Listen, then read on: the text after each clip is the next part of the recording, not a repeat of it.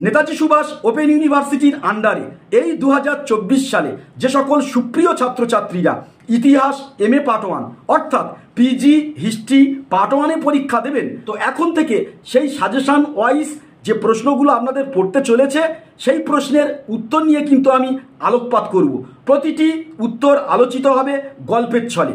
তো চলুন আজকের আমি আলোচনা করব পিজি হিস্ট্রি পার্ট 1-এর যে একেবারে প্রথম পত্র পিজি এইচআই 1 অর্থাৎ ইতিহাস এমএ প্রথম পত্রের একটি গুরুত্বপূর্ণ প্রশ্ন, যেটা কিন্তু 12 মার্কের প্রশ্ন হিসাবে আপনাদের পরীক্ষায় আসতে পারে। সেটা হচ্ছে জনহিতকর কার্যকলাপের দিক দিয়ে শেরশাহের কৃতিত্ব পর্যালোচনা করুন। বা প্রশ্নটা এমনভাবেও আসতে পারে, শেরশাহকে কি আপনি প্রজাহিতৈষী শাসক হিসাবে অভিহিত করবেন? যুক্তির আলোকে ব্যাখ্যা করুন। তো শেরশাহের কৃতিত্ব আলোচনা করতে গেলে প্রথমে জানতে হবে আমাদের শেরশাহের পূর্ব পরিচিতি সম্পর্কে। তো আপনারা প্রত্যেকেই জানেন, হয়তো অনেকেই জানেন যে শেরশাহের প্রকৃত নাম ছিল কিন্তু ফরিদ খান, এবং এই ফরিদ খান তিনি বিহারের শাসনকর্তা বাহার খাঁর আন্ডারে একজন উচ্চপদস্থ কর্মচারী ছিলেন। তো এই ফরিদ খান তিনি কি করেছিলেন, তিনি একটা ছোট্ট ছুরি নিয়ে তিনি একটা বিশাল হিংস্র বাঘ বা শেরকে তিনি কিন্তু সাহসিকতার পরিচয় দিয়ে হত্যা করেছিলেন, অর্থাৎ বিশালাকার বাঘকে তিনি শিকার করেছিলেন। তখন থেকেই তার নাম বদলে যায় ফরিদ খাঁ থেকে শের খাঁ।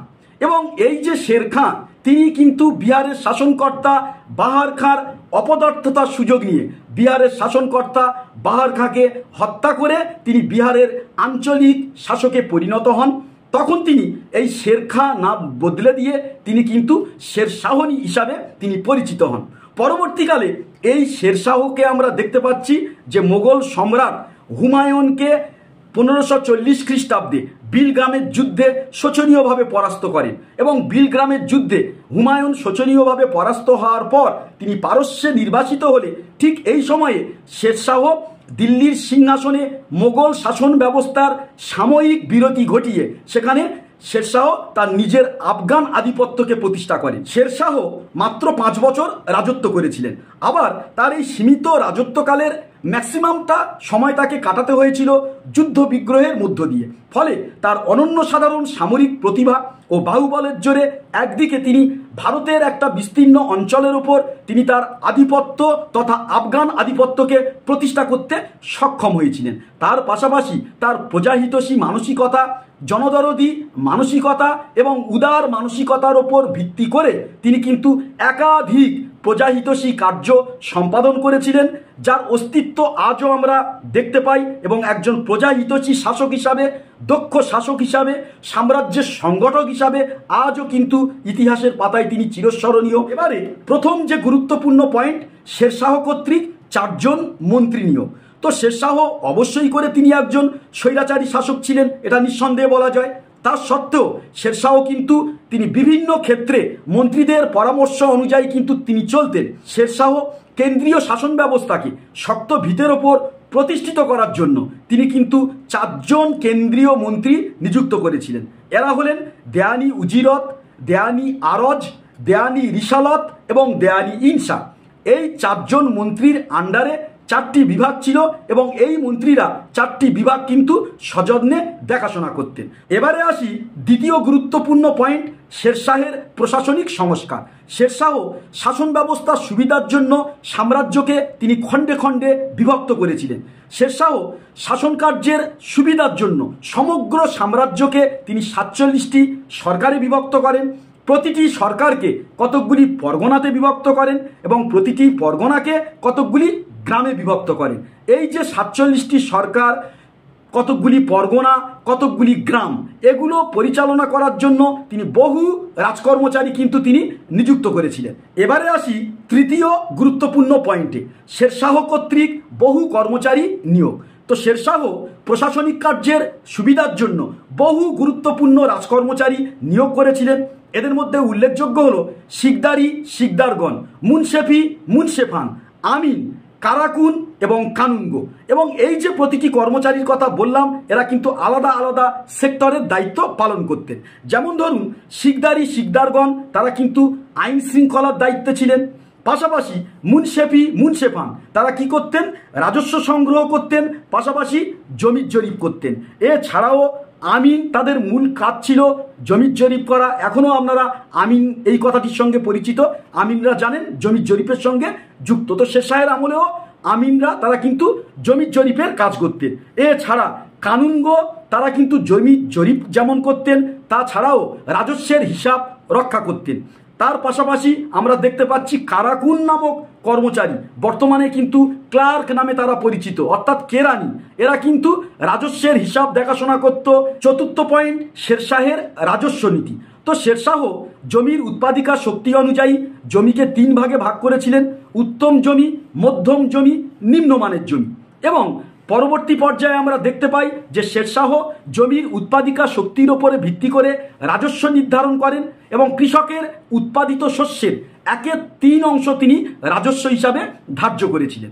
এর পাশাপাশি আমরা দেখতে পাচ্ছি যে শেরশাহ তিনি ভূমি রাজস্ব ক্ষেত্রে 2টি প্রথা চালু করেছিলেন। একটা হচ্ছে পাট্টা, দ্বিতীয় হচ্ছে কাবুলিয়ত।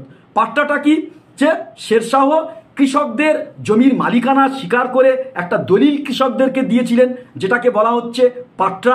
অপরদিকে কৃষকরা নিয়মিত তারা সরকারকে ভূমি রাজস্ব দেবে এই অঙ্গীকার স্বীকার করে নিয়ে কৃষকরা একটা প্রতিশ্রুতিপত্র সরকারকে প্রদান করত, যেটাকে বলা হয় কবুলিয়ত। এবারে চলুন 7ম গুরুত্বপূর্ণ পয়েন্ট, শেরশাহ কর্তৃক সুষ্ঠু বিচার ব্যবস্থা প্রণয়ন।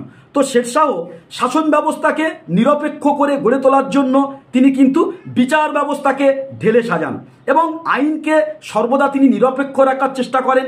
জাতি, ধর্ম, বর্ণ নির্বিশেষে সকলের কাছে আইন কিন্তু সমান।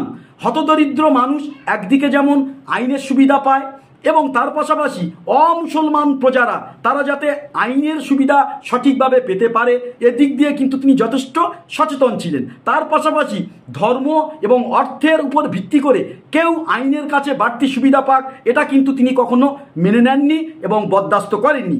তো এক্ষেত্রে আমরা দেখতে পাচ্ছি যে দেওয়ানি বিচার ব্যবস্থা কন্ট্রোল করার জন্য আমিন নামক কর্মচারীকে নিযুক্ত করা হয়েছিল।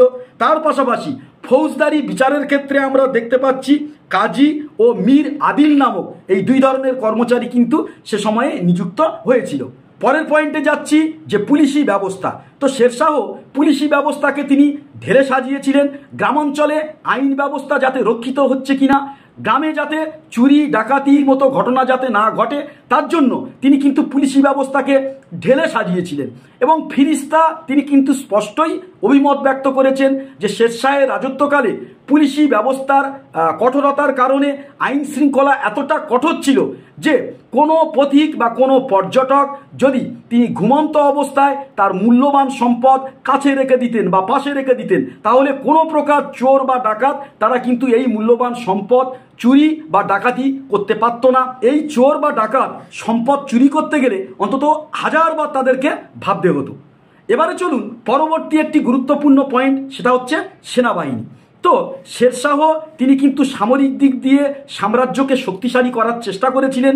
একদিকে দেশের অভ্যন্তরে আইন শৃঙ্খলাকে রক্ষা করা, পাশাপাশি বৈদেশিক আক্রমণ থেকে ভারতবর্ষকে সুরক্ষিত করার জন্য তিনি কিন্তু সৈন্যবাহিনীকে যথেষ্ট সুসংগঠিত করেছিলেন এবং তার সৈন্যবাহিনীতে আমরা দেখতে পাচ্ছি প্রায় 25,000-এর মতো পদাতিক বাহিনী ছিল, এছাড়া হস্তি বাহিনী ছিল, এছাড়াও 1.5 লক্ষের মতো কিন্তু অশ্বারোহী বাহিনী ছিল। ফলে সামরিক সংগঠনের দিক দিয়ে শেরশাহ যে অনেকটা এগিয়ে ছিলেন তৎকালীন শাসকদের তুলনায় এ বিষয়ে কিন্তু কোনো সন্দেহ রইল না। পরের গুরুত্বপূর্ণ পয়েন্ট, শেরশাহ কর্তৃক উন্নত যোগাযোগ ব্যবস্থা প্রবর্তন। তো শেরশাহ তার রাজত্বকালে কিন্তু যোগাযোগ ব্যবস্থা ততটা উন্নত ছিল না। শেরশাহ প্রথম অনুধাবন করতে পেরেছিলেন যে শাসন ব্যবস্থাকে শক্ত ভিতের ওপর প্রতিষ্ঠিত করতে গেলে বিভিন্ন প্রদেশগুলির মধ্যে যোগসূত্র স্থাপন করতে হবে।